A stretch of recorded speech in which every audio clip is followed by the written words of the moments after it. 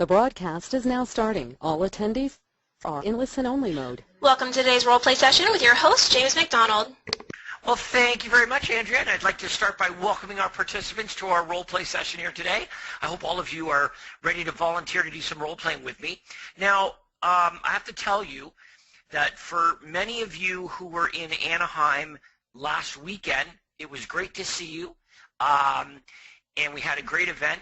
Needless to say, for those of you that were there, you know that. But also what happened was that we created a brand new coaching group as well who will be joining us for the first time on the role play session next Thursday. So now here's why I tell you this, is that just like when you were brand new with the program, the very first couple of role play sessions that we did were very introductory. In other words, we got to take the time to really drill down and explain the concept behind the universal script and what it is we're trying to accomplish, and breaking down the script so that each section of the script is thoroughly understood.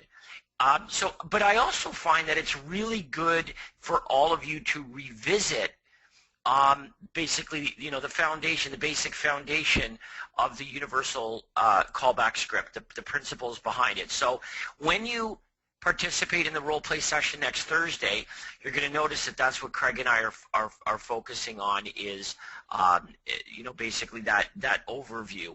And for a lot of you, you'll find that really, really helpful. But today, it's us. So that means we can do some role playing. Now, I have hopefully lots of volunteers who have questions.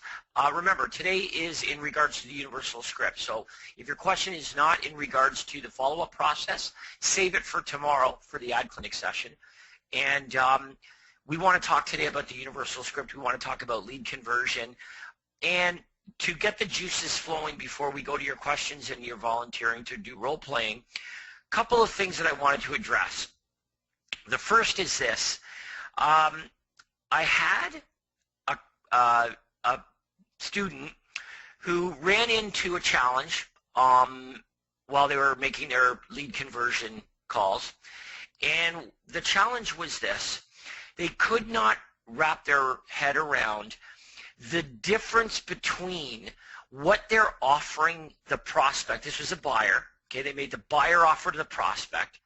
They couldn't wrap their heads around why the buyer needed to meet with them in order to receive the daily emails. In other words, what the buyer suggested is, I'm just shopping on price. I'm looking for everything between $400 and $450. Just send me everything that's in these neighborhoods.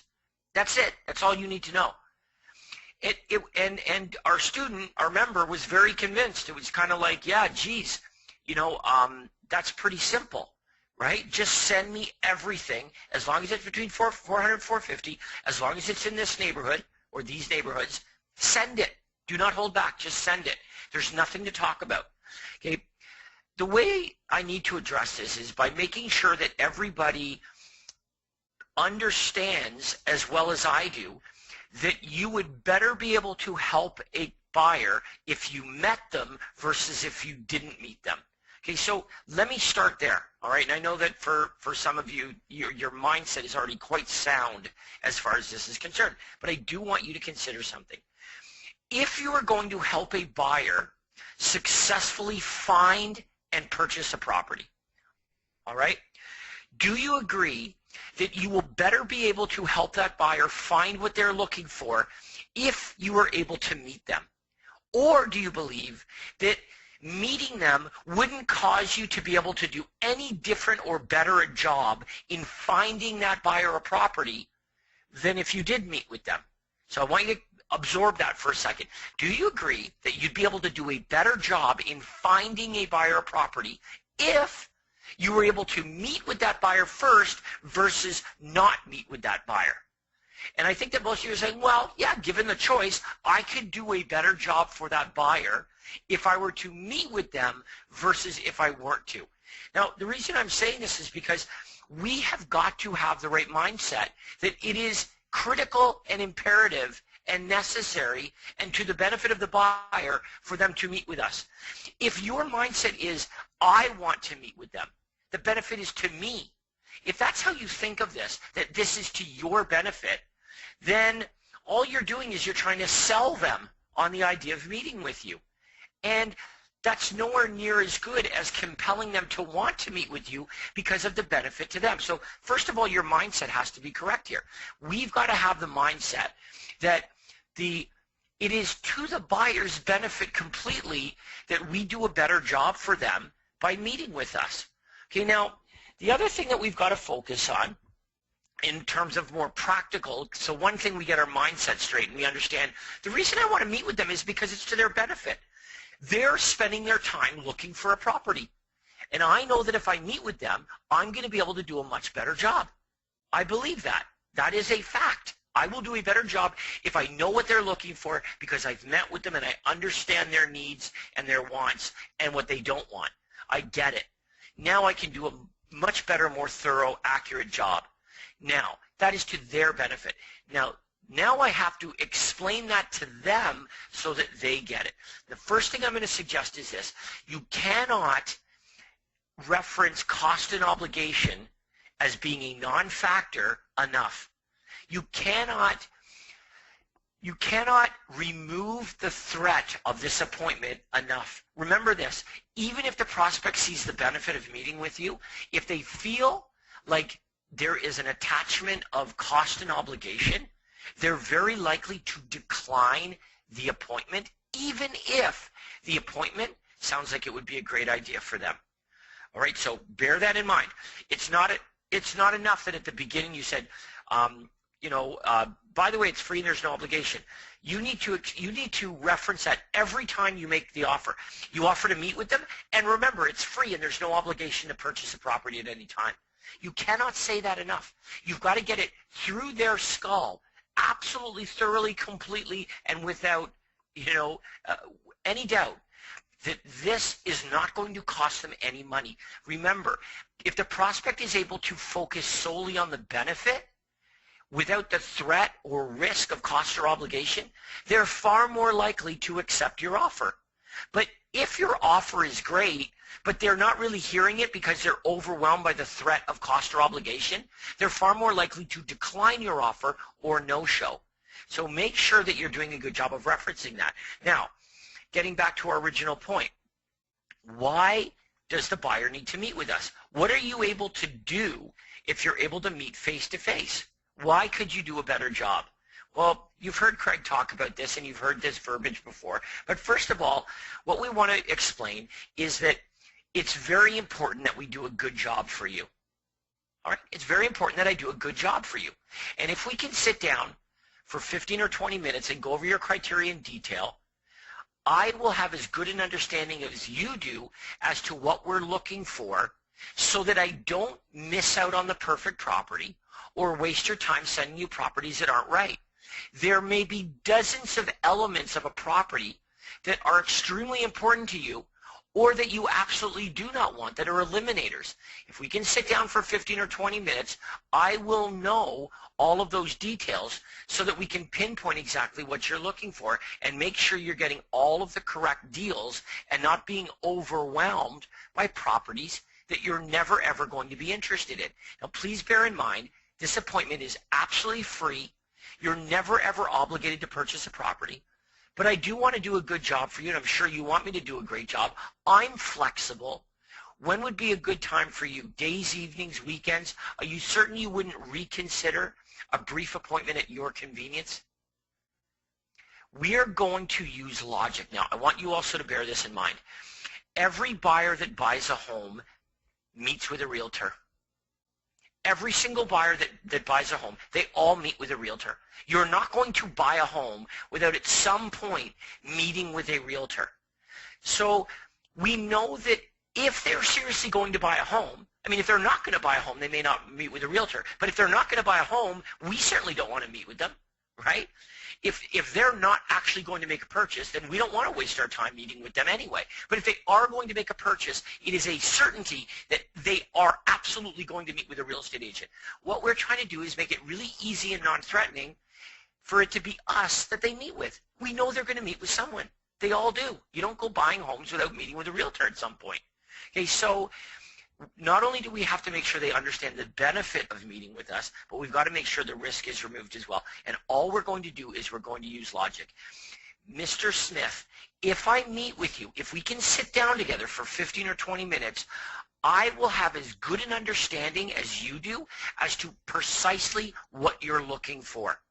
I want to do a good job for you, and I don't want to miss out on the perfect property. I also don't want to inundate you with properties that are of absolutely no interest to you. So when we're able to sit down and go through all of the various elements of properties, we can exclude those properties that don't match, and we can pinpoint the ones that do. There's no cost whatsoever. You're never obligated to buy a home. Are you certain you wouldn't reconsider a brief 15 or 20-minute appointment at your convenience? That's the language. Okay, now, again, I think what you're going to find is the better you become at explaining the offer, the less frequently you will hear these objections. All right, so the two kind of go hand in hand. If you don't do a really good job of explaining the benefit of the appointment, then you'll get a lot of objections. If you do a really good job of explaining the offer, you won't get a lot of objections when it comes time to booking the appointment. Okay, now that was number one. The second thing I wanted to talk about, and this is from one of our students in Florida, and it was about out of the area buyers. Okay, what you want to do with out of the area buyers is you want to determine when they're coming to the marketplace. All right, remember, we just talked about this. Every buyer who buys a home meets with a realtor. So even if they don't live in the area, if they're going to buy a property in your area, they're going to come to your area. I mean, it's inevitable. They're going to come there. So your job in following up is to figure out when they're coming. Now, if they say, well, we're not coming for 6 months, well, then you better call them back in 3. But that doesn't mean you're going to set them up to receive properties every day. I mean, think about this. If I'm not coming for 6 months, I don't need to know about properties every day that are coming on the market because I'm not coming there for 6 months. So I'm not going to buy any. So what you would do is send them a snapshot. If you're going to follow up with them, you can send them a snapshot before you make that follow-up call. So maybe you decide you're going to call them back in 2 months. Before you call them back in 2 months, email them a snapshot of some properties that are available that match what they're looking for. Follow up. Why do you follow up? Because you're going to determine when are you coming here. That's what you want to determine. When are you coming here? Now, we ran into this unusual situation where although the buyer wasn't coming for a little while, they wanted some specific work information done, some research done. Basically what they're saying is, I would like you to do work for me as if you represented me and I was your client. Well, you are in the business of representing clients. Okay, so sending information to prospects that are looking for information as a way of attracting that prospect and having them raise their hand, that's one thing. But when you follow up and they then ask you to do some work for them, you know, I want you to do some research. I want you to find out this. I want you to do that on these properties. Understand what they're asking you to engage in is a client relationship. Well, we are in the business of representing clients. So you have to be able to have this conversation. Even if it's over the phone, you need to be able to say, look, I will get started for you and I'll do all the work you're looking for, but I want to send over 2 things that I need you to have. The first is my VIP buyer agreement. I need to represent you. There is no cost. You're never obligated to buy a home, but I need to be your exclusive representative if I'm to move forward in helping you gather all of this information. As I said, you're not obligated to buy anything. There is absolutely no cost to my services, but I do represent clients, so I need you to sign off on this so that you're hiring me as your exclusive representative. But the second thing I'm sending you is my cancellation guarantee, and I've already signed it, and I want you to have that in your files. What it says is, if at any time for any reason you don't feel I'm doing a great job as your representative, you can fire me. I'm going to hold myself accountable that every day I'm going to do an awesome job as your representative, even though it's free, even though you're never obligated to buy a home. If at any point in time you don't feel that I'm doing a great job for you, I don't want you to feel like you're stuck with somebody helping you who can't do the job. So that's why I'm sending you this cancellation guarantee. And I'll hazard to guess you won't find other agents in the marketplace that offer such a guarantee. Do you have any questions about that? And there you go. Okay, now, they say, yeah, I have another realtor. Great. Have a wonderful day. I don't want to step on any toes. You better give them a call. You just found out in 5 minutes or less that they were absolutely happy to waste your time. Remember, this is really, it sounds like a funny thing to say, but it's very profound. What Craig says about the universal script, and about the appointment for that matter, is you will not lose any more buyers doing it this way. You will only lose them more quickly. Okay? Now, it's a ha. It's not funny. It's very, very true. You will lose exactly the same number of buyers. A buyer that is going to do business with their friend is going to do business with their friend no matter what.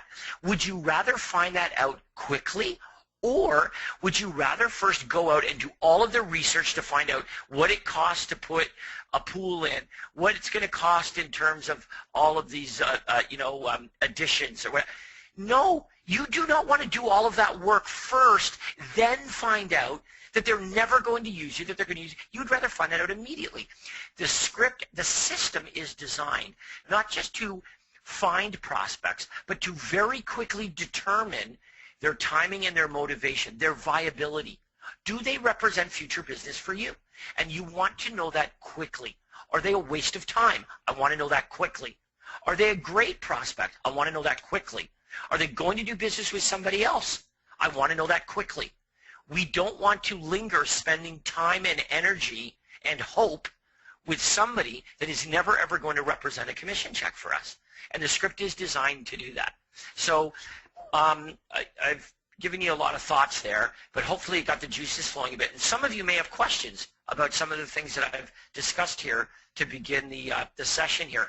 We can do role-playing, but we can also address any of those topics that I brought up. So let me open it up right now, and if you've got a working mic, we can do it that way, or you can type in the chat. So Andrea, over to you. Yes, sir. If you haven't done so already, go ahead and type "I would like to role play" or any questions and comments you may have in the chat box. If you have a working mic or on the telephone, you can click the hand icon at the top of your webinar control panel, and I know to open your mic. Our first couple of questions are from Cassie Alongi. Her first, it says, regarding what James is speaking about now, what should we do if only one of them is going to come to town to look?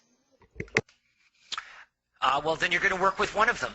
But, you know, you got to consider this for a second. If you bring one in and they come and meet with you at your office and you give them the cancellation guarantee and you get them signed to a VIP buyer agreement, or better, you get them signed to the real estate board contract, isn't it a given? I mean, you've got them signed to a contract. They are your client.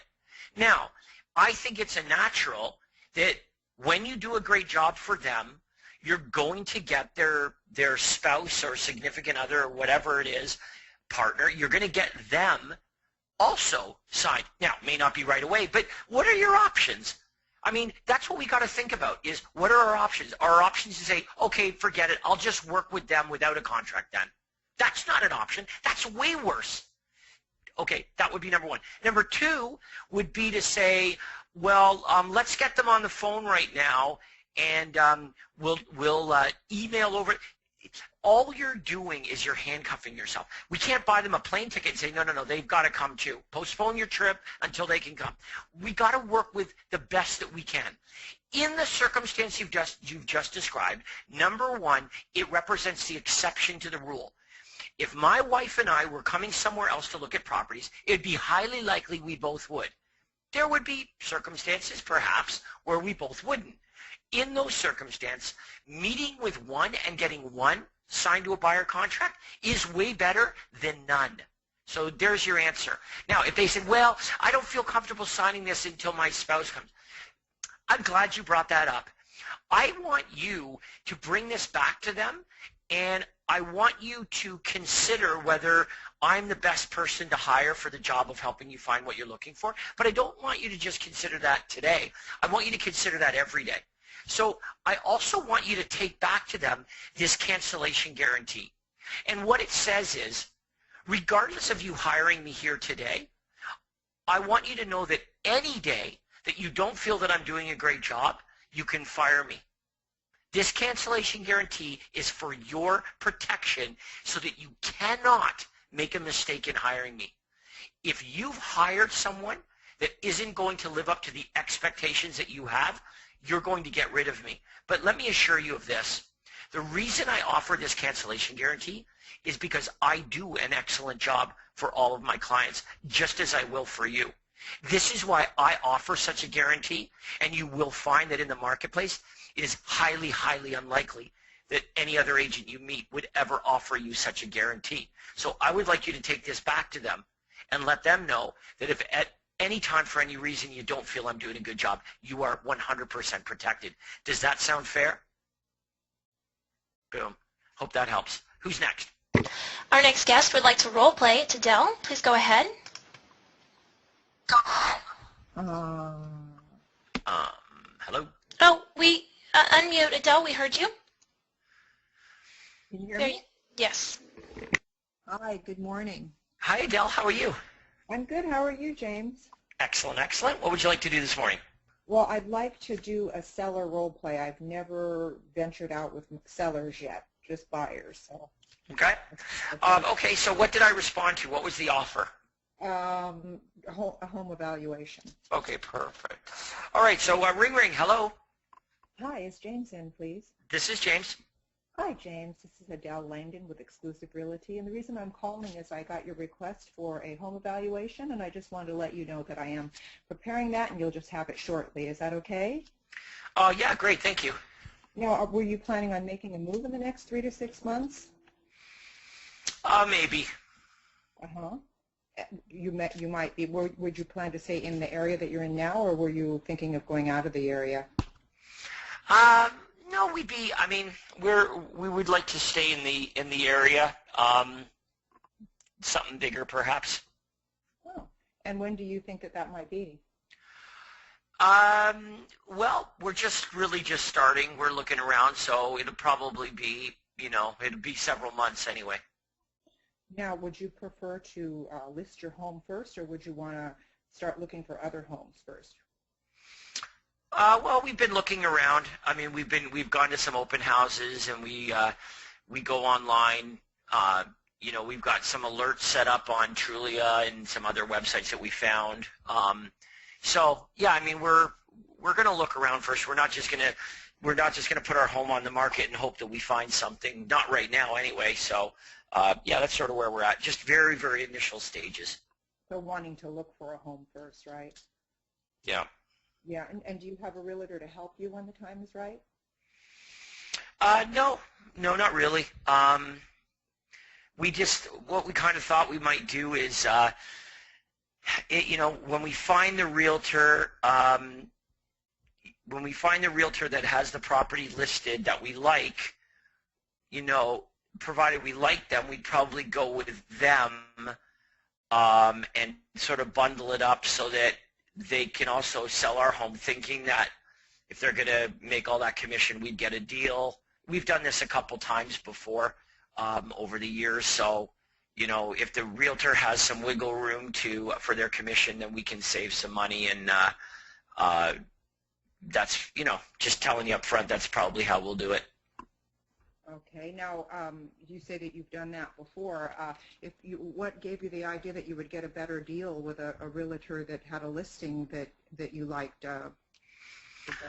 Well, because they have, thousands of dollars in commission that they're going to get all of, and I understand the way it works is they share it.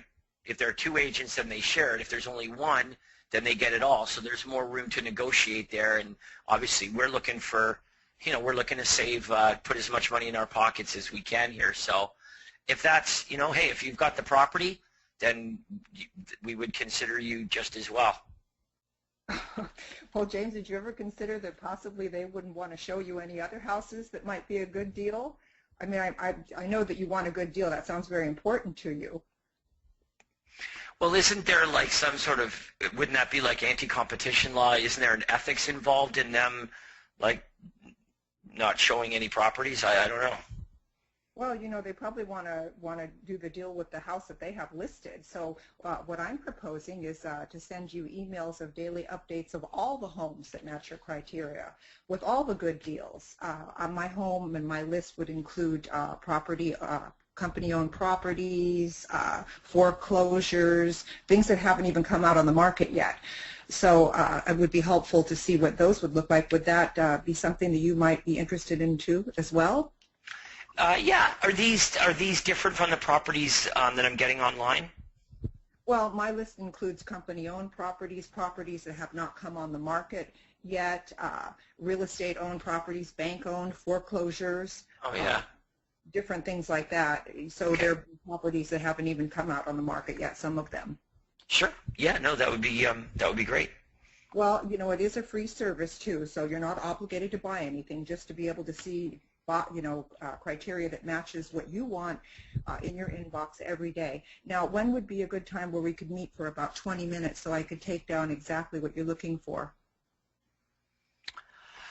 I don't know. I'm not sure we're ready for that just yet.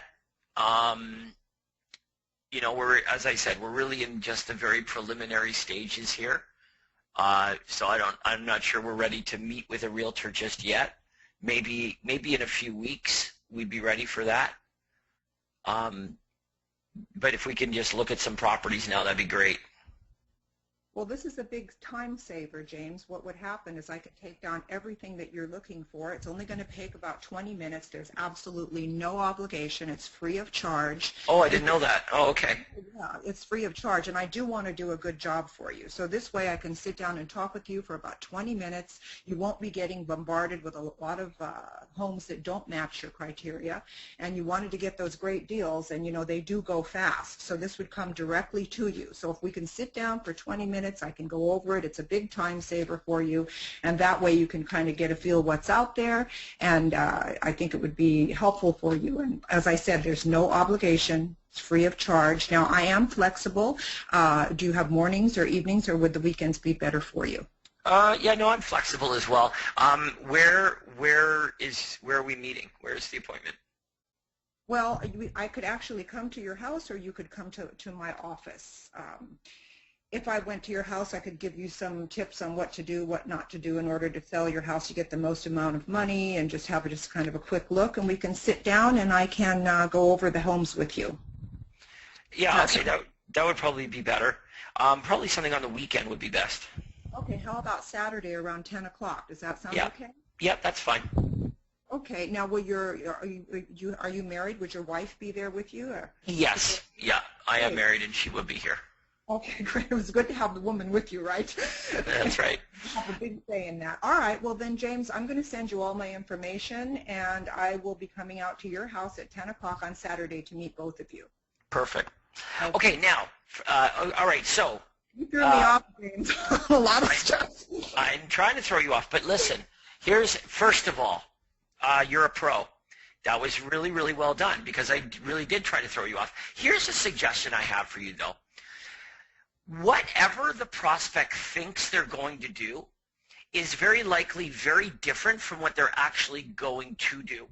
So fighting this battle over the phone is never a good idea.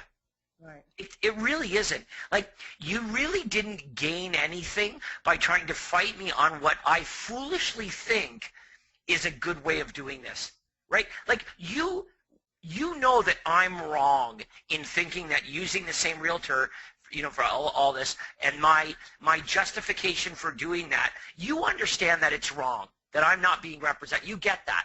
Okay, but explaining that to me over the phone and trying to change my mind over the phone is very, very difficult and totally unnecessary. Here's why. If instead you just go with it, and you meet with them, and now you're face-to-face with them in their home at their kitchen table, when would be a better time to explain to them how representation works, how negotiation works, how you can save them more money? Would it be better to do that over the phone or when you're face-to-face? No, definitely face-to-face. I just had a feeling that I wasn't going to get to meet you. I guess that's why I went into that, but I did feel right. weird. But here's what can happen, though, is essentially what can happen is you get into a fight with the prospect. Now, here's why that's bad. If they feel like you're telling them they're stupid for thinking that way, now all of a sudden they don't like you. And no one's going to do business with someone they don't like. So here's a better way of dealing with it. If they think that buying the property off the sign of the agent that's got it listed is the smartest way to do it, just skip right over that. That's great. Well, let's find you that property first. Would you like me to email you all the properties from all the different real estate companies, especially the hard-to-find deals, as they come on the market?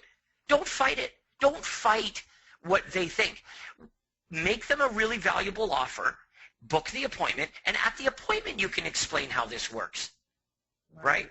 Yes. But fighting with them, see, fighting with them over the phone can cost you because it will cause them not to like you. Nobody likes being fought with. And they're certainly not going to do business with somebody who fights with them. So since we can't really do a good job of explaining how this works over the phone, instead, we can be extremely likable. Don't fight them on it. Book the appointment. As long as they don't say, look, I'm 100% committed to another agent. If they say I'm 100% committed to another agent, then sure, get off the phone. But if they're not committed to another agent, you know, prospects think all kinds of things. Let me give you an example. Did you know that most sellers who end up selling their home considered selling it privately, but never did? Most of them, not some. Okay, so here's the scenario. I'm thinking about selling my home. And at the very initial stages, I entertained the idea of going to Home Depot and buying a home for sale sign. I entertained the thought. I never do it, but I entertain the thought because in my head, I would save tens of thousands of dollars in real estate commission. But I never act on it. I never actually do it because, yeah, it's work, and I don't know what the hell I'm doing, so I end up hiring her. But I entertain the thought of selling my home privately. And many, many sellers, most in fact, entertain that thought, but they never do it. So we know that prospects think all kinds of crazy things. But if a prospect said to you over the phone, well, actually, Adele, you know, we're thinking about selling it privately. You don't need to go into some big, huge, long spiel about how selling it privately is a bad idea and how you're likely going to be unsuccessful, how you're probably going to net less in your pocket if you do sell it. You don't need to go into any of that. What they think is a smart idea right now is very different from what they're likely going to do. So you don't have to fight them on that. Here's what you say to that. Yep, that's an option. And move on. Just move on. Make them the offer. The time to explain why doing it this way is a bad idea is always when you're face-to-face. Okay, now one other thing. I also tried to fight you a little bit on the appointment. And the reason is because I didn't hear you do a very good, you weren't very adamant about cost and obligation.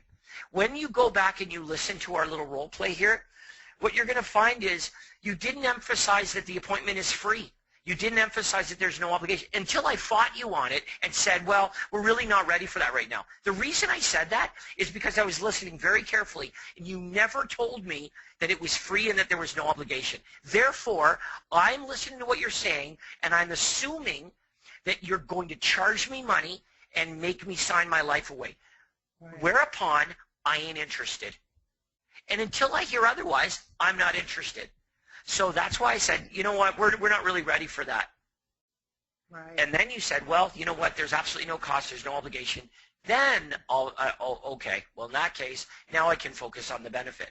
You've got to make sure that the prospect absolutely understands every step of the way. When you make them an offer, there are two offers you're making. One is the offer, in this case, for the daily emails. They need to understand that's free. The other offer is you're offering to meet with them.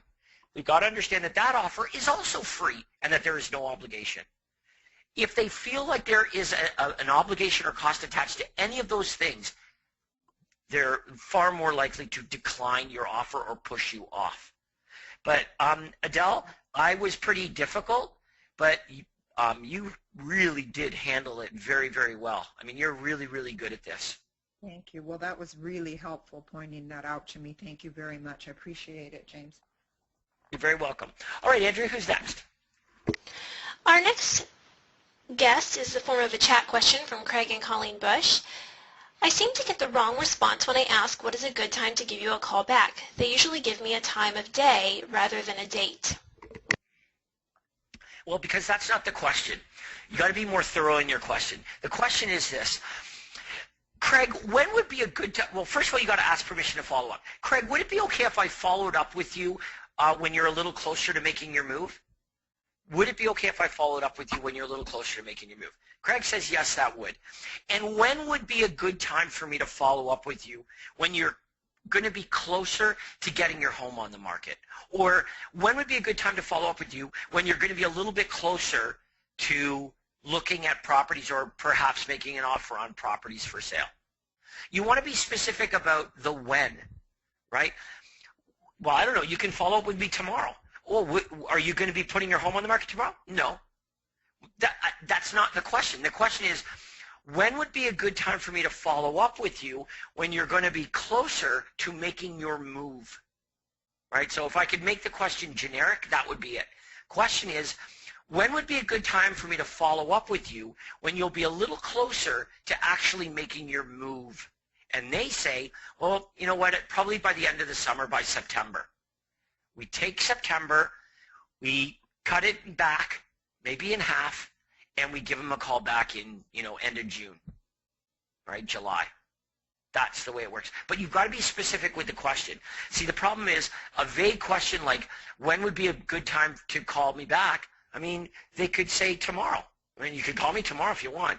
It won't be any different than today, but you can. So we really want to be specific. All right, hope that helps. Okay. Jeff types in, that's okay, we ran 27 tips ad and got 12 responses, sellers. Callbacks went really well until we asked for an appointment. Then literally all backed off with their timing, saying, we'll just wait, mail me the report. All seemed to be older clients, and we felt pressuring them into appointments would further their suspicions or overly cautious attitudes. What are your suggestions? My suggestions are that with most sellers, okay, this is why this role play with Adele was actually really a good one, and here's why. You'll find that the key to determining the motivation of your seller is by finding out where they're going. In other words, when you find a seller that responded to, maybe this was an editorial ad offering 27 tips, a lot of these sellers are very early in the process. They're not ready to list their home on the market today. Okay, so here's why that's important. If what you're trying to do is book an appointment to get their listing, you're wasting your time anyway. They're not ready to list their home today. However, if you determine where they're going, you will get good insight into their timing based on what they're buying or where they're going. So of those 10, let's say that 5 of them would be staying in the area and upsizing or downsizing. The key to finding out their timing is finding out where they're going.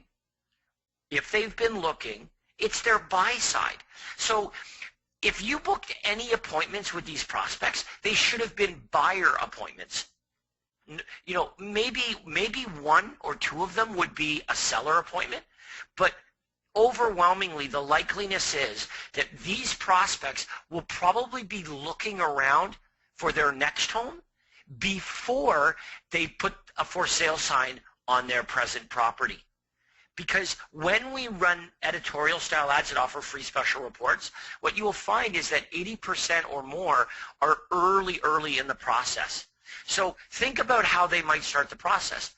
They see this information, but they got to live somewhere. So maybe they're looking around at properties. Maybe they're going to open houses. Maybe they've already purchased. But the gateway to finding out their timing and motivation of their selling their property is in finding out where they're going. So those are the kinds of questions that you want to really tap into and really explore is, where do you plan on going? Really asking a lot of questions about that. Have you started looking? I know it's not in the script, but that would be a great question to ask. Have you started looking? If so, how? How are you looking?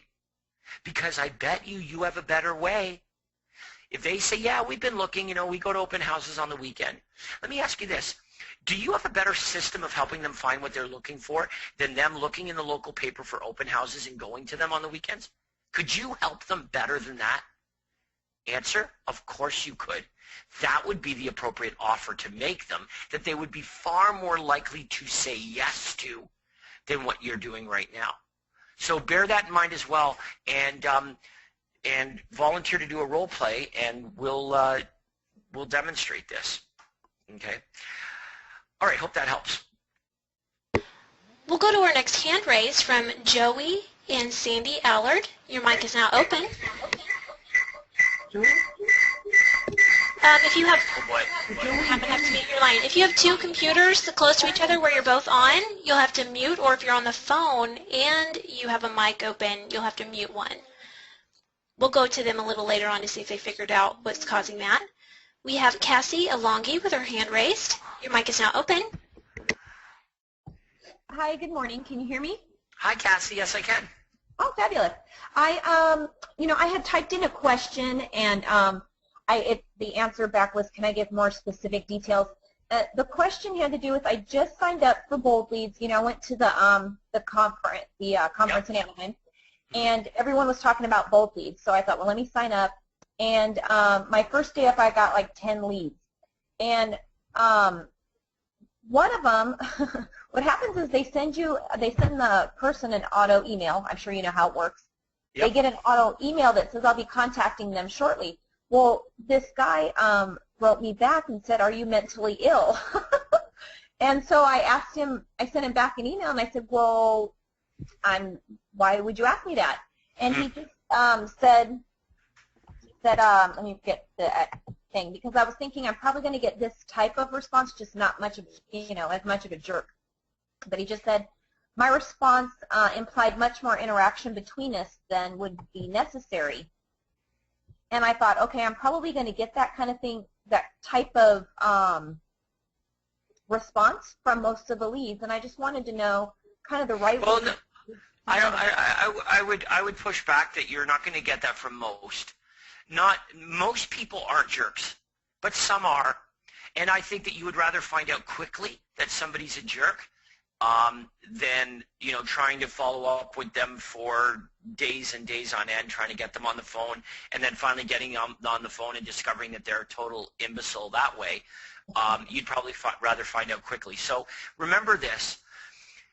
The purpose of generating choice, okay, in other words, we've got choice of prospects. You generated 10 right off the bat.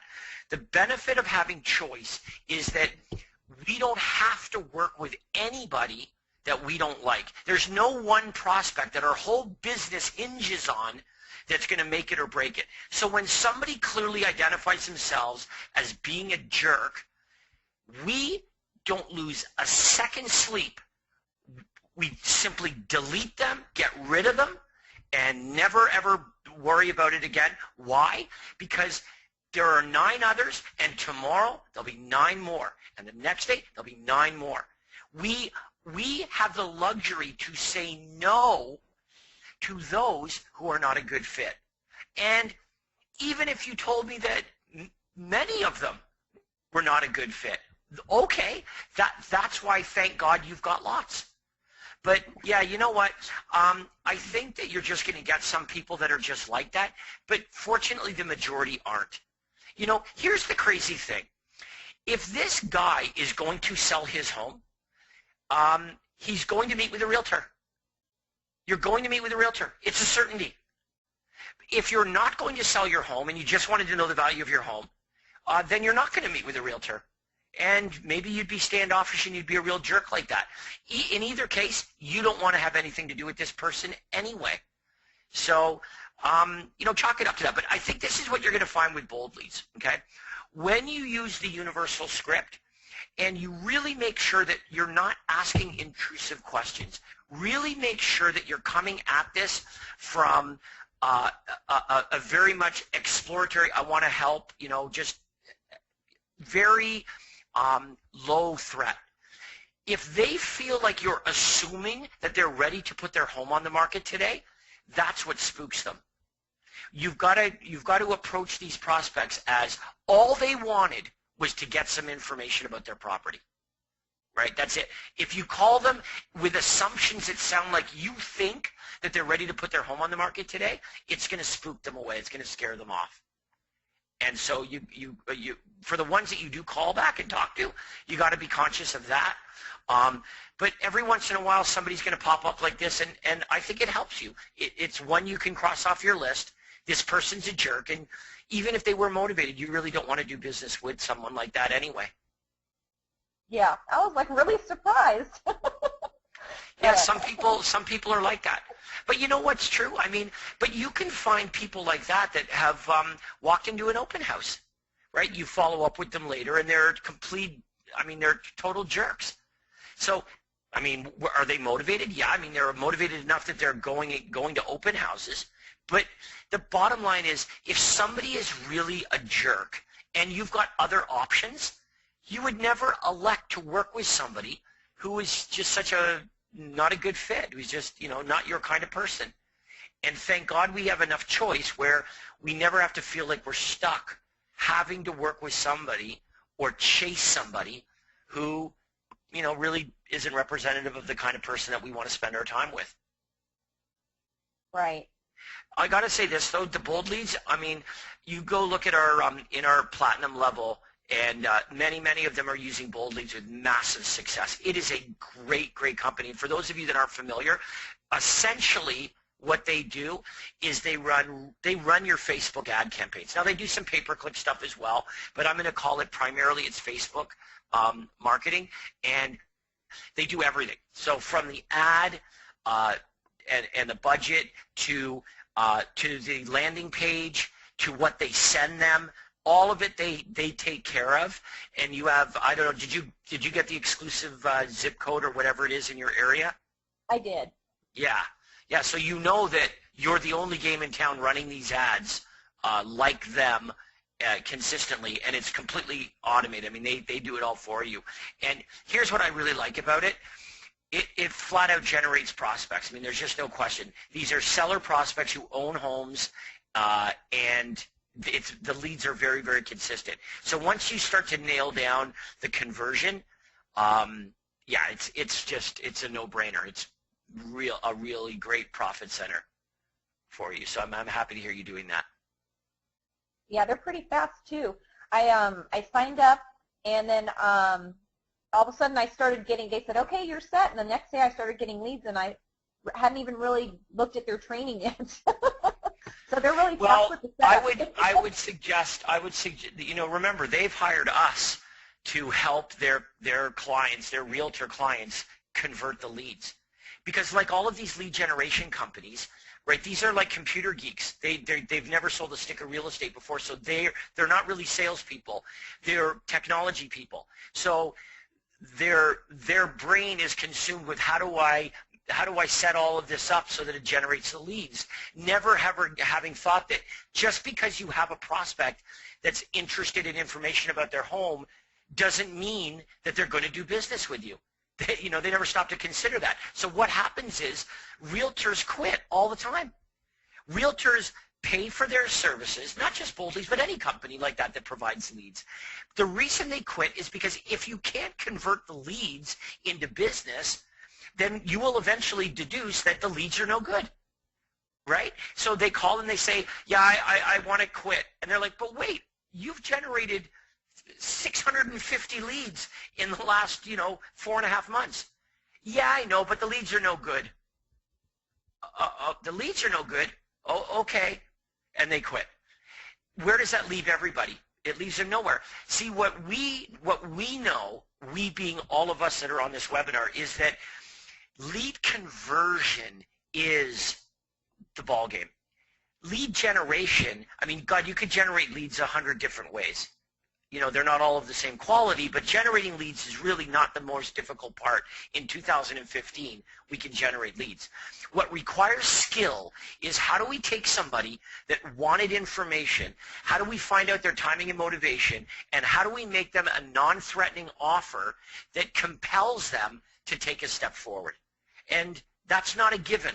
It's got to be taught, practiced, and refined. And once you've reached that, though, well, then that's how you sell 500 homes a year, is once you have that part down, then the sky's the limit. But most realtors never get there. Most realtors never learn the skills. If they do figure out how to convert or generate leads, they never develop the skills to be able to convert a prospect into a client. And that's what we figured out. So with all these bold leads, treat them like any other prospect that's asked for information. Follow up with them. Use the universal callback script. But remember, they were looking for information, so really got to make sure that their guard is up. You've got to come off as really easy peasy, just offering information, non-intrusive, and figuring out sort of where they're at right now. And remember this, with prospects that are looking for information about selling their home or about their home's value, the gateway into determining their motivation is by finding out where they're going. That's the key. The majority of the questions you ask shouldn't be about their home. It should be about where they would be going. If you were to move, where would you go? Have you started looking? When would that be? Those are the kinds of questions that you really want to ask them. That's going to give you the insight into how motivated they are to get their home on the market. Hope that helps. It does. Thank you. You're very welcome. A few of our successful members with bold leads have suggestions such as turning off the autoresponders. They find that calling them within 5 minutes whenever possible and going right to the script is much better than an auto-response. And another suggestion from one of our members, Dave, says make sure you turn off the bold leads funnel for anyone who's rude or not friendly with you that you don't want to have business with. I couldn't agree more. Yep, couldn't agree more. Okay. Our next guest, Ken Patterson, your line is open. Hello. Hey, Ken. Hello. Hi, Ken. Hey, James. How are you? Hello. Good, thanks. How's it going? Excellent, excellent. What would you like to do today? Just a little role play, I suppose, for a buyer. Okay, so ring, ring. Hello. Hi, James, please. Yeah, this is James. Who's this? Hi, James. It's Ken Patterson calling from RE/MAX. The reason I'm calling is I've received your request for information on distressed properties. I'm going to put that information together and get it off to you. Does that sound okay? Yeah, thank you. Excellent. So are you planning on making a move in the next 3 to 6 months? No, I wasn't thinking about making a move. I've toyed around with the idea of buying a rental property. It's something I've thought about, but I'm pretty serious about it. But I'm just getting my feet wet and seeing what's out there. And I saw your ad, and obviously the name of the game is finding a deal. I mean, I'm not living in the property, so the best deal is the best deal, not what I'd live in. So do you currently rent, or you currently own a home, James? Oh, I own my home.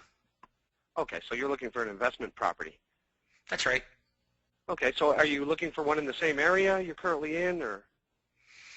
No, I mean, I prefer something, in town kind of thing, but, all right. That I can keep up. But, it's not, as I'm in the really early stages, so just looking around. And but I prefer something that I could, property that I could visit, maintenance and stuff like that. But so it's got to be within a reasonable proximity. But I'm really just looking for the best deal, best return on investment. I'm not looking to flip something or anything like that. Like, I don't mind. My thought, my dream, if you will, is to have it for forever, for a long, long time. So do you have a realtor to help you find the great deal when the time is right, James? I've just been going on. I've been going on websites. I'm pretty. I've familiarized myself pretty well with all the various websites and where you find properties and stuff like that. So you know what? I've inquired about some, and I saw your ad, and I just thought, I wondered if these were something different. These properties are maybe a little different from what I've been finding. Okay. Well, what would you like me to email you daily updates of homes that match your home buying criteria? Okay, they're from all real estate companies. They include power of sales, company-owned, other distressed properties. It's a free service, and of course, you're never obligated to buy a home. Is that what you're looking for, James?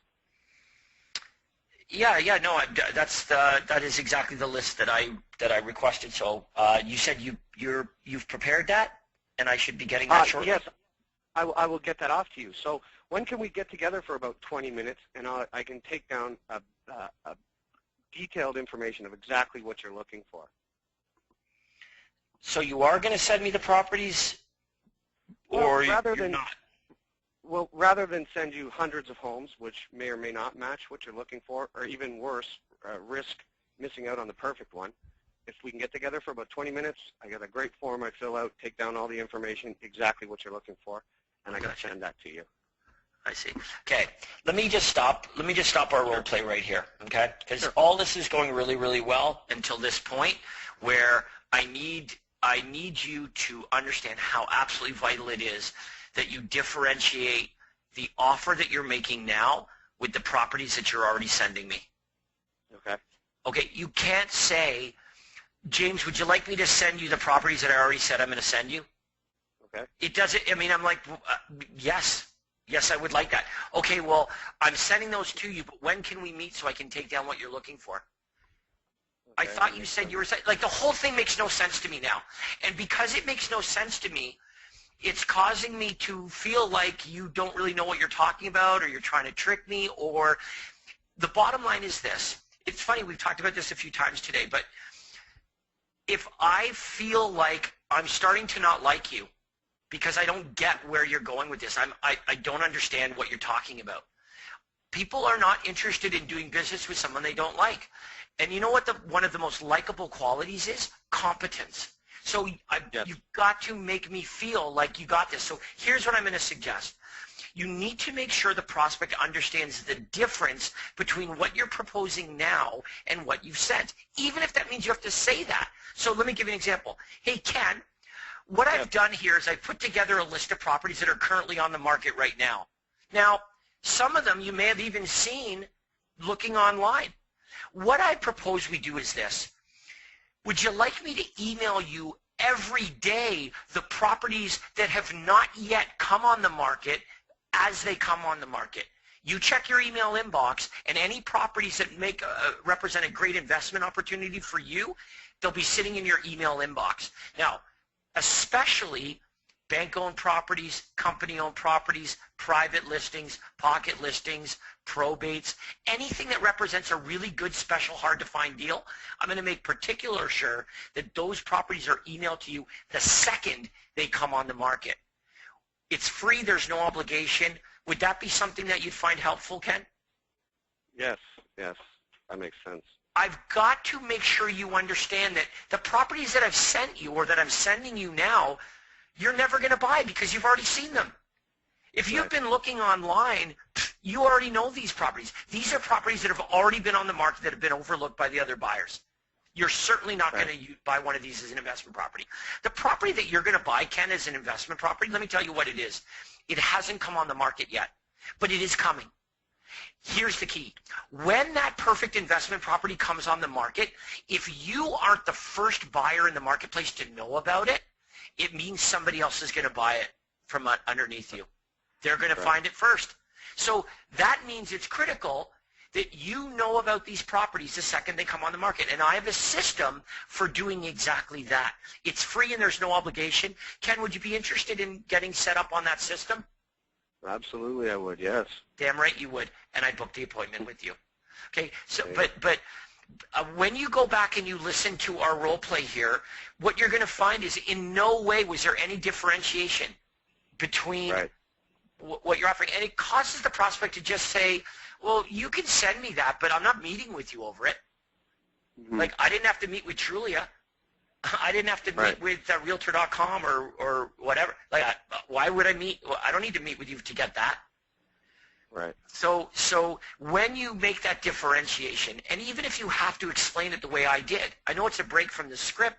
All you're doing is you're elaborating on the script to make absolute sure that the prospect understands. And if they do, you know, it makes it a lot easier to book the appointment because they really see the difference. So bear that in mind. Everything else, I mean, you know, you're really, really good.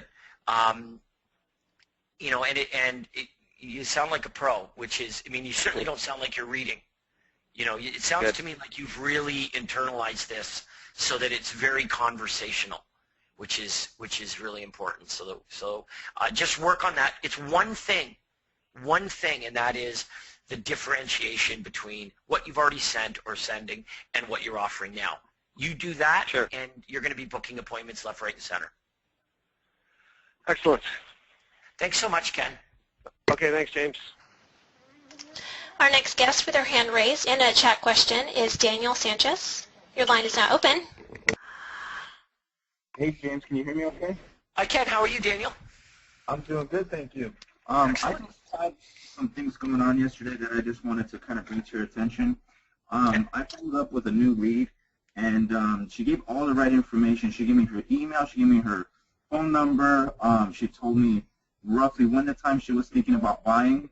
But when I called her, everything was completely different, and she said that she was not interested and that she didn't fill that information out. So it kind of stumped me, and I didn't know how to approach that. So I was wondering if you can help me out with that. Maybe she didn't. You know, maybe she didn't. Maybe somebody else did it for her. You know, that is possible. You know, Okay. maybe it was somebody else. You know, I mean, here's the thing, though. We've got to differentiate the exception versus the rule. You know, I think that it's safe to say that you're probably going to go several months before you find that happens again. Before someone absolutely says, look, this is like identity theft, but I did not do any of this. I'll tell you, it is definitely the exception, not the rule. Okay, and she did mention that she said maybe her son did that, and that was kind of the second time I got that, and I just wasn't sure if that was like a, you know, a way out of the conversation. And I know I probably should have asked her, hey, well, can I call your son? But I just kind of got stumped, so I let that one go. But next time I'll definitely kind of dig in a little deeper, and that's what I think I could have done differently. Yeah, no, absolutely. Well, as I said, I mean, let me elaborate a little bit here. First of all, I think you're going to find it's the exception to the rule where somebody just absolutely denies that it was them that left all that information. All right? So, but having said that, I also want you to be sure that when you're calling back these prospects, you're really making sure that the introduction is slow and clear. You know, the introduction really, really does do a great job of lowering the guard that prospects have. You know, like if I'm able to say, hey, Daniel, it's James McDonald calling with Remax. Daniel, the reason I'm calling you today is I just received information on my website from you requesting a free list of properties that you were interested in, and I'm only calling you as a courtesy just to let you know I did get your request. I'm putting the information together right now. I should have it sent out to you later on today, and you should get it shortly. I hope that's okay, Daniel. Yes, that's okay. Like you explain something like that, it makes it really hard for the person that requested the information to be a jerk. Okay. It makes it really hard because it sounds like the call's over now. So since the call's over, you might as well be nice and say, oh, great, okay, thanks. I'll look forward to getting that. But if your introduction is like quick and they don't really get it and you're just like whipping through it, all they heard was Daniel Remax. Well, right away I'm like, oh, no, I'm not, stop. I don't want a salesperson call me. Not interested. Goodbye. Right. You know, I'm going to share this. I had this experience, it was a couple weeks ago. Had this guy come to my door. I hate it when people come to the door. I don't know about you guys, but I hate it when somebody unannounced comes to the door. I just don't like it. You know, I wouldn't do that, and I don't know why I don't like it. I just don't like it. Anyway, this guy comes to the door, and I answer the door, and so right away I put on my trying to be a jerk face. Right? In other words, I'm going to make it very clear in my body language that I did not appreciate you ringing my doorbell, coming to my door. And, you know, and I'm a real jerk. And this guy, you know, I don't know, he's probably in his mid-30s, well-dressed guy. He says, "Hey man, I'm sorry to bug you. I'm doing some work across the street, installing some solar panels on the roof, and thought I'd take a little bit of time here while I was doing that and just introduce myself to some of the neighbors. If it's something that you might be interested in, is saving some money on your energy bills. Here's my card. We can give you some information." And man, did this guy do an awesome job of diffusing the complete jerk that answered the door. Who was? Me. Right? I was the jerk. And I really was. I mean, I was a jerk, and I regretted it, as you can tell 2 weeks later. I regretted that I was so rude. Even though, yeah, I mean, I don't appreciate that. But here's why I feel like I was a real jerk. It's because I love how in one sentence he completely diffused. He made it impossible for me to say anything other than, "Oh, yeah, that's totally reasonable. Thanks. Wow, that's really nice that you did that. I'm doing this for the neighbors right over there, and, here, got some information. Here's my card. You want to do it too? Maybe it's something that you've considered. Give me a call. It'll save you some money, and it won't cost you too much money to do it as well. If it's something you're thinking about, give me a call." That's the only reason I'm knocking on your door here today, because I happen to be right across the street. So, and I thought about that after, and I'm like, boy, doesn't it just go to show that your introduction can absolutely shape the way the prospect perceives you? And so we got to be really, really conscious of that as well, is you can really change the attitude of your prospect if you have a really good explanation as to why you're bothering them. Anyway, I just wanted to share that with you, Daniel. I know you didn't ask, but I did it anyway. And every time I come across people who are on sales, everybody has their own way of coming in, and I think me as being in the business, I'm wondering where the pitch is and where they're going with it. So I kind of feel you on that, and I don't like my doorbell ring either. But I did have another question. I kept on with following up with other leads.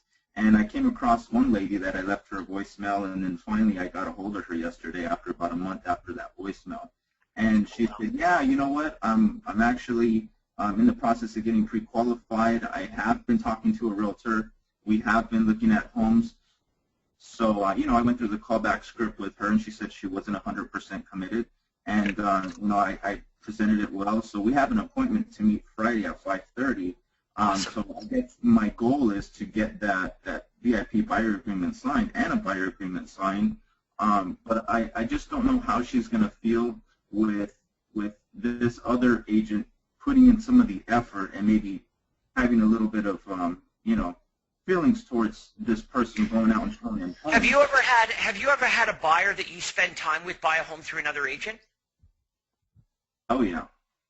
There's your answer. Listen, WIFM, this is business, and I'll tell you right now, here's the difference. That other agent didn't present any kind of WIFM. In other words, if there was a benefit to the buyer to work with that agent, they would be working with that agent. But if there's no benefit to them to working with that agent, then they're open to the benefit of working with another agent. So when you meet with them, you need to explain this concept. What differentiates me from the other agents in the marketplace that you can work with are that I offer you unique benefits, such as, number one, I offer you a $5,000 purchase guarantee. I don't know that for sure, but whatever. I offer a cancellation guarantee. Like whatever USPs, whatever benefits you offer, you need to present to them and make sure they understand this is the difference between working with you and working with the average, ordinary, everyday realtor that sells a couple of homes a year. Mm-hmm. Okay. People want to do business with experts.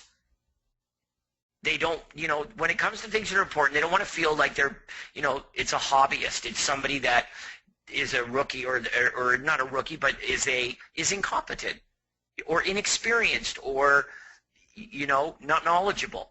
So, this is the advantage that we have. So I'm not surprised to hear that at all. Okay. And I was just curious because once I meet with her on Friday, I obviously have my own lender that I use and trust. And so now I'm wondering once I once I get that signed, now she's in the loop and she still thinks that she has this lender on the hook. So should I continue to work with this lender, give this lender a call? I mean, what if this lender is in good relation with that other realtor, and so now it, makes it a little awkward? Well, the way that you want to position it with your buyer is that, you may be able to get them a better, I mean, if one lender got them pre-qualified, then another lender might be able to get them even better terms and conditions on their home loan. Isn't that true? Okay. What would be the downside? What would be the downside of saying to them, look, why don't I, we'll set up a quick call, and you can talk to my lender, and, I'm pretty convinced that they're going to be able to get you really, really favorable, perhaps better, terms and conditions on your home loan than what you've got so far. Would you be open to it? Would you be open to it? It's free. Sure. When you word it like that, absolutely. So the key is to definitely tell them that you have your own lender and you would like them to conversate. By the way, that's called a USP. That's a USP. I work exclusively with lenders, or with a lender or lenders, that offer my clients better than bank posted rates terms on their home loans. Nice. Everything is a USP. You never just say, oh yeah, I'm gonna have a lender call you. That's not a USP. You need to position it as a USP.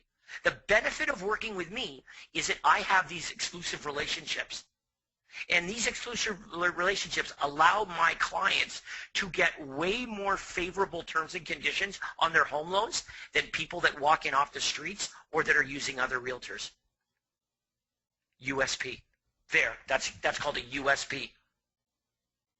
Your presentation is going to be nothing but a series of unique selling propositions. That's why they will want to commit to doing business with you versus any other realtor. Mm-hmm. And I was thinking, after I get everything signed, that we have a flat screen with a computer in our conference room. Would it be okay for me to kind of set them up on like a prospecting list where we can set it up together? Would that be okay to go over that on the initial? Of course. Meeting? Remember, Okay. that was why they met with you in the first place. That's the purpose of your appointment. So you absolutely have to do that. Cool. And I just thought it'd be good because it's the reason why, like you said, the reason why they're there, and right. We're getting this going. This is real. There's no gimmicks to this. Absolutely. As a matter of fact, in this circumstance, I might even be prepared to maybe even set up some showings. I mean, we already know they're interested in looking at properties because they've already disclosed that they've done that with another agent. Yeah. It works well because we're sitting there and we go through some listings right then and there, and I get an idea what she likes, and then we start filtering them, like, unlike, and so then I get an idea of what she likes, and I tend to find clients' homes faster once we sit down and really go through it together. We only do that once or twice maybe, because then after that we kind of know what we're looking for. Yep. But my last question would be, when we're initially talking to them and we say there's no cost, there's no obligation, but when I came back from the super conference this past weekend, I learned that you can definitely try to get the seller to pay costs, but in reality, we're putting that cost towards the buyer. So when you say there's no cost to you, but when we get them to sign that buyer agreement asking for whatever percent on top of the commission we're getting an MLS, how is that statement still true once we sit down and we say, hey, by the way, there's a transaction fee of X amount of dollars, and then I'm charging you 1% extra? Yeah, well, the way that you differentiate that is because what you're offering them over the phone is to email them daily updates of homes that match their criteria. That is free. That is free. You do not charge money to do that. What you're talking about is charging them a fee for their transaction. Those are two separate things. Okay? The appointment itself is free. Sending them emails of properties that match their criteria is free. They are never obligated to buy a home ever. That is true. Differentiate those very true statements from should they purchase a property, which they don't have to, but should they purchase a property from you, you will be paid by the seller. However, there is a small transaction fee. But the transaction fee has nothing to do with the appointment and getting them set up on daily emails. That's free. Do you understand? I absolutely understand. Yeah, I just was thinking of that in a different way. So yes, that's how you clear that up. Right. Thank you. Well, it'd be like them saying, "Hey, man, I had to put $10 of gas in my car. You said this appointment was free." Mm-hmm. Right. So we're differentiating what is free. Yes, the appointment is free. Sending them properties is free. But that doesn't mean for the rest of your life everything is free. So we're not. You're not spinning a tail by saying that. What you're suggesting is absolutely true. Now, once we have the buyer-broker agreement signed, or sorry, the VIP buyer agreement signed, at what point do you present your fees to the buyer? Would it be that same day, or would it be? Absolutely. Okay. Yeah, no. If that's the way you're going to do it, then you want to do that. You want to do that all absolutely up front for sure. And the reason you're using the VIP buyer agreement at first is to get really comfortable with getting the prospect hiring you. The VIP buyer agreement hires you as their exclusive representative. Once you get really good at it, though, you should be using the buyer agency contract from your real estate board, and then outlining everything from there. Those are awesome questions, Daniel. That's why I let you ask so many of them. I think all of the questions that you asked were really relevant to everybody on the webinar here.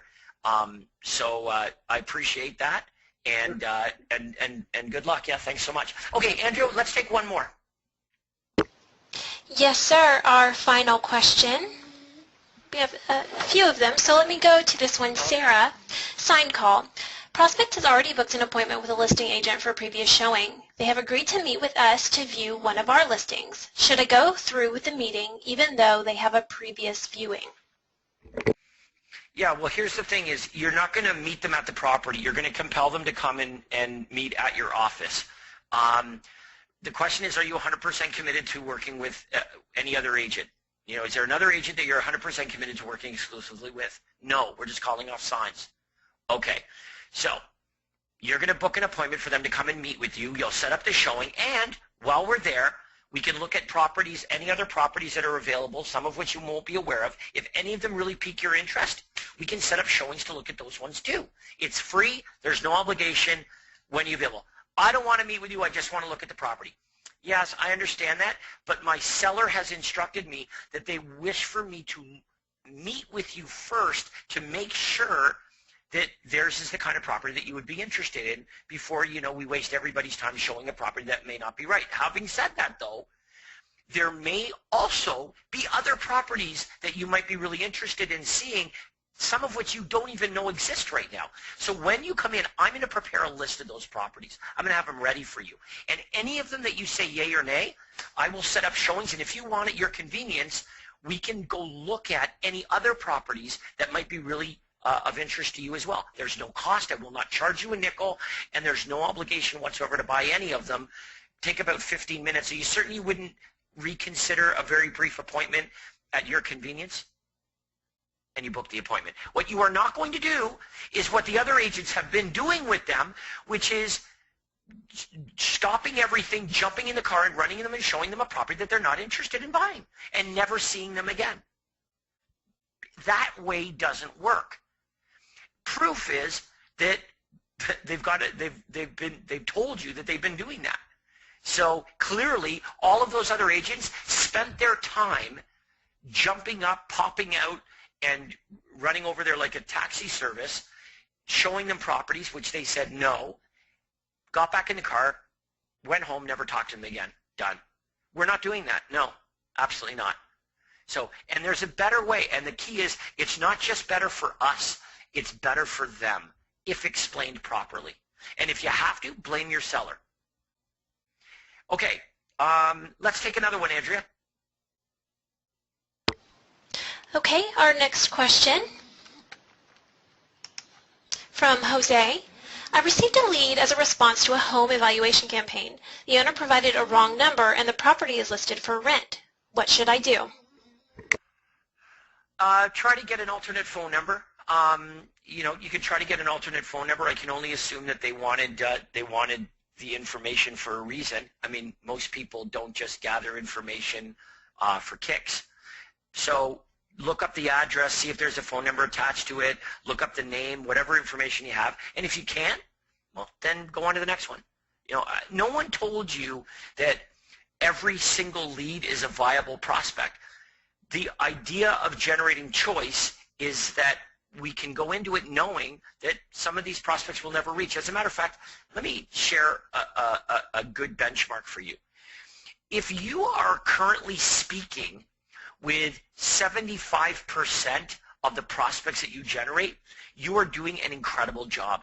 That means that 25 out of 100 leads you generate, you will never, ever, ever speak to them in your life. 25%. And that's excellent, right? It's like if you hit the ball 30% of the time, you're going in the Hall of Fame, right?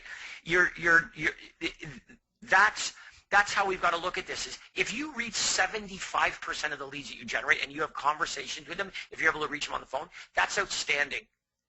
That's through diligence and follow-up and systemizing your follow-up. You might talk to 75, at best 80% of the leads you generate. You will never ever speak to 25%, 25% of the leads you generate. You've got to be okay with that. That's why we generate more than one lead. That's why we have a system where every day we're identifying prospects, so that it's okay that we're going to get a lead like this where the phone number is wrong, it's a rentler, it's just the information's all discombobulated. That's cool. I guess they go into the 25% pile, not the 75% pile. That's okay. Okay, Andrea, let's wrap it up for today. Remember, tomorrow is the marketing clinic, so we can look at your ads. If you want to upload your ads, can we do that, Andrea, by the way? We've got the new website up. Yes, we're going to be doing it, but we're going to be doing it on the old website, so you're just going to load like you normally would, and we'll go from there. But yes, we should be able to do it for tomorrow. Or better than that, if you want, or not better than that, but in addition, what you can do as well is if you just want to email Andrea and I your ad, we'll get it up there. That's 2-2, right, Andrea? Yes, and that is I love it when they do that, when they email me the ads with their responses from the ads and information. I find that even better. Hear that? She loves it when you do that. So there you go. So email Andrea or me, james@craigproctor.com, and we'll take all of the ads that we get tomorrow, and we'll go through them, and you'll become marketing experts by the end of tomorrow, just like that. Thanks so much, everybody, for joining me on the role play session here today. Hope you guys enjoyed it as much as I did. Time flies when you're having fun, but we're about almost an hour and a half in here. So have a good day. We'll look forward to speaking to all of you on the webinar tomorrow morning. Any ads, email them, upload them, and we'll talk about all that stuff tomorrow. Thanks so much for your help today, Andrea, by the way. Thank you, James. Thank you, everyone, for joining. Talk to you all on tomorrow's ad clinic session. Have a wonderful rest of the day.